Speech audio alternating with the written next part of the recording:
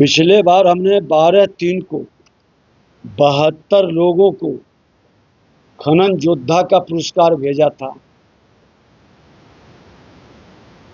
Year ending है, मार्च का महीना। जो अभी तक आए हैं 24 लोगों को आज भी हम लोग खनन योद्धा की राशि आप लोगों के सामने हमने उनके पास भेज दिया। और सबसे सुखद स्थिति है कि जितने लोगों की शिकायत आई और जो योद्धाओं को हमने पुरस्कार दिया उसमें एक भी बड़ी गाड़ी नहीं है। इसलिए सबको 5,000 का ही पुरस्कार आज जा रहा है, क्योंकि बड़ी गाड़ी पर 10,000 का और छोटी गाड़ी पर 5,000 का अधिकतर ट्रैक्टर का पकड़ाया है और उस पर हमने खनन योद्धा को राशि दे रहे हैं। ये शुभ संकेत है कि बिहार में ओवरलोडिंग, अवैध खनन बड़ी गाड़ी का लगभग बंद है। अगर कहीं चल भी रहा है तो हम पुरस्कार देने के लिए सरकार बैठी है। बिहार के माननीय मुख्यमंत्री के कर कमलों से ये पुरस्कार शुरू किए थे और बिहार के अंदर ओवरलोडिंग, अवैध खनन पूरी तरह से बंद है। छोटी गाड़ी, ट्रैक्टर का जितनी भी शिकायत आई है छोटी गाड़ी का, हम डिटेल इसका आपको इसलिए उपलब्ध नहीं करा रहे हैं ताकि उनके साथ किसी तरह के माफिया खिलवाड़ न कर सके। और योद्धा हमारा सम्मान के योग्य है, उसकी सुरक्षा भी हमारी जिम्मेवारी है। आपको कुछ जानकारी आज दे दें। आज हम लोग भोजपुर आरा गए थे। अभी हमारे वहाँ के पदाधिकारी ने जो रिपोर्ट उपलब्ध कराया है तो भोजपुर जिला के राजस्व समाहरणालय में जो वित्त विभाग द्वारा निर्धारित लक्ष्य दिया गया उससे ज्यादा राशि वो पूर्ण कर लिया है। अभी 5 दिन 6 दिन का और समय है और कई जिला, लगभग 10 जिला अपने लक्ष्य से ज्यादा राशि प्राप्त कर चुके हैं।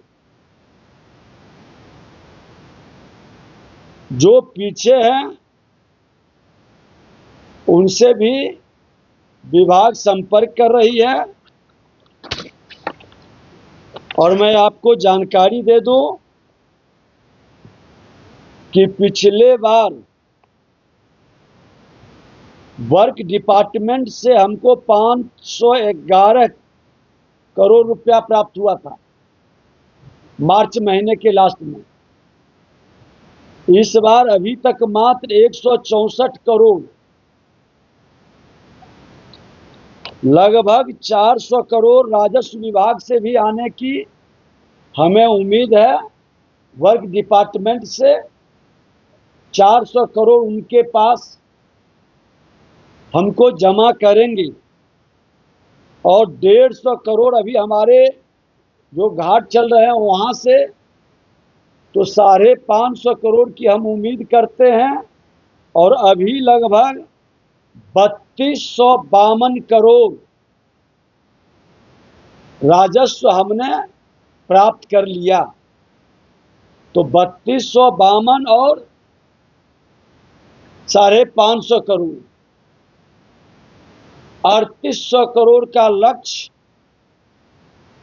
तक पहुंचने की हमें उम्मीद है। जबकि 78 घाट लोग सरेंडर कर दिए।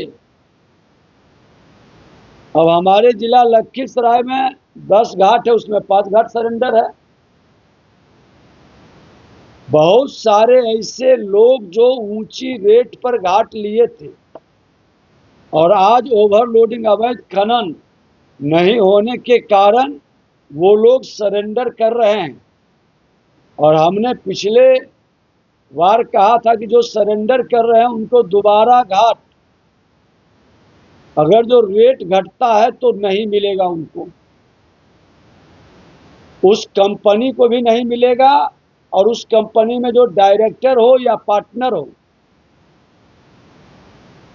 उस पर भी हमारी निगाह है कि ऐसे लोग इस तरह की प्रवृत्ति कि जो ऊंची बोली में घाट लगाए और अब बाद में टाइट होने के बाद 3 टेंडर निकाला गया, उसके बाद भी लोग रेट कम कराने के लिए एक गिरोह मिलकर ये वातावरण बना रहे हैं कि सरकार रेट कम करे। तो 78 लोग लगभग, हमारा ये 1/4 1/3 के लगभग 1/4 के लगभग लोग सरेंडर कर दिए, उसके बाद भी हमने अपने लक्ष्य के करीब पहुंच गए हैं। और खुल के इसे मानसिकता को हम स्पष्ट कर देना चाहते हैं कि आपने गलती कर दिया घाट सरेंडर करके, क्योंकि आपने जिस उद्देश्य से ये षड्यंत्र रचा है उस उद्देश्य में आपको तो लाभ नहीं होगा। अगर जो हम रेट कम भी करेंगे तो नए लोग उसमें अब भागीदारी करेंगे, वो कंपनी, उसके डायरेक्टर, उसके पार्टनर उसमें अब पार्टिसिपेट नहीं करेंगे। ये विभाग में हम लोग सुनिश्चित सभी जिलाधिकारी के माध्यम से ये होता है। जिलाधिकारी की एक टास्क फोर्स है, उसके माध्यम से ये निविदा की प्रक्रिया पूरा करते हैं, वो करेंगे। इसके अलावे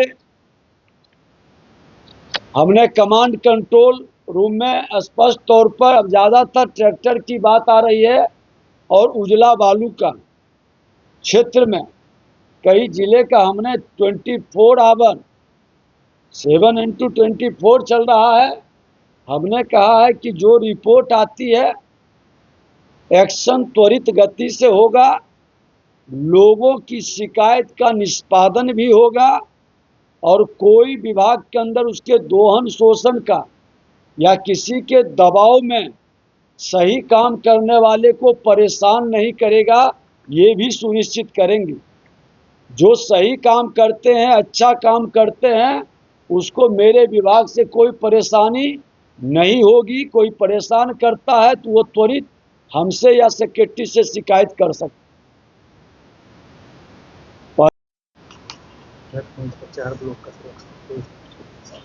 और बृहद खनिज का 4 ब्लॉक का ऑक्शन भारत सरकार के द्वारा 23 मार्च को किया जाएगा।